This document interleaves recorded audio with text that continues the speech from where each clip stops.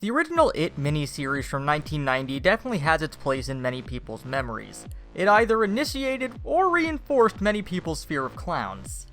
But looking back, there are definitely some hilarious choices made in this series. And in today's video, we're going to be counting down the top 5 goofiest moments from the 90s It miniseries.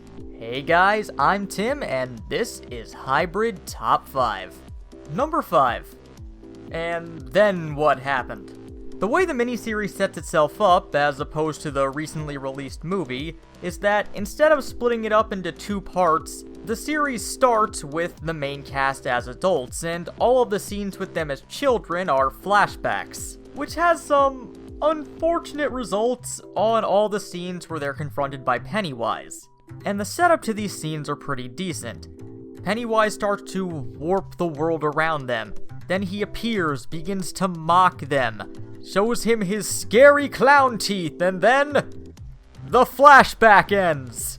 Now obviously, we all know they made it to adulthood, but seriously, what happened after that? Did Pennywise just get bored and leave? Did he just stare at them awkwardly until they left?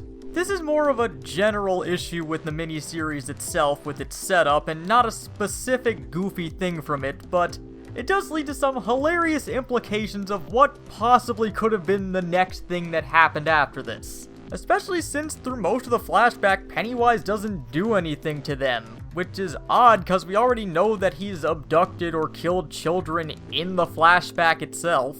It's likely explained better in the book why he doesn't do anything to them, but here, it just makes it seem like he's an ineffective killer. More of a misstep if anything, but there's definitely goofier things to see in this miniseries. Like number 4. Doggo the Clown. In his plan to get revenge on the Losers Club, Pennywise enters an asylum to break out the bully Henry from their childhood in order to send him off to kill them. But as Henry makes his escape, someone comes up to him in order to prevent him from leaving, and Pennywise makes his move, turning into his scariest form yet.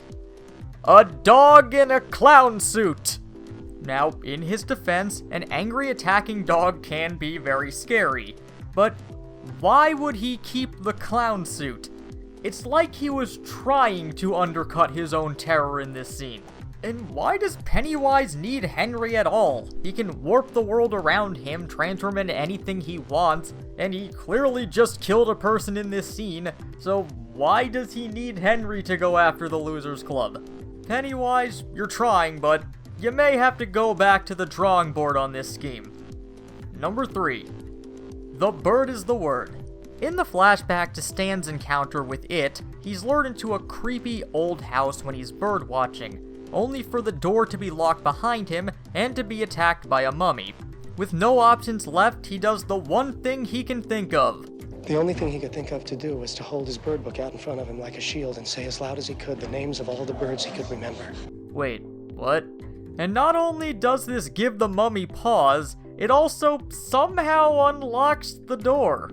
The mummy's a bit understandable. Who wouldn't be thrown off if someone just randomly started yelling bird names at them, but why did the door open? What makes this goofier is that this is one of the only times we actually see a member of the Losers Club escape from It.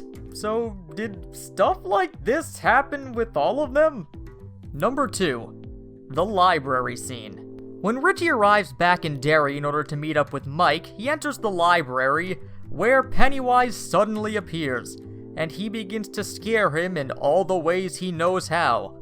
Blood-filled balloons. Honking. Word play. Do you have Prince Albert in a can? You do? Well, you better let the poor guy out. Mildly inconveniencing him. Why is Pennywise scary again? Tim Curry is clearly having the time of his life in this scene, and if this scene doesn't show you why you should fear it, it does show that Tim Curry would make a legitimately good clown, if not a particularly scary one. But don't worry, Pennywise, there's at least one bird-loving guy who's still afraid of you. Number 1. It! After hearing from Mike that It is returned, Stan takes it well. It may seem odd to have a suicide as number 1 on a list like this, but it's handled so poorly. First of all, this is probably the vaguest suicide note of all time. And it perfectly encapsulates why calling the thing you're afraid of it might not be the best idea. At least with, say, the thing, you at least know it's not a person or place. But short and cryptic suicide notes aside, who really steals the scene is his wife Patty, who reacts in the most melodramatic, over-the-top way possible. Just look at some of the faces she's making here. And of course, a scene like this can only possibly end one way. With this noise. Those are some of the more questionable choices from the original It adaptation, but what do you guys think? Are there any goofy scenes from the original movie that were missed on this list? Or do you think that there were some scenes that shouldn't have been on this list at all? Well, as always, let us know down in the comments, and until next time, I've been Tim, and this is Hybrid Top 5.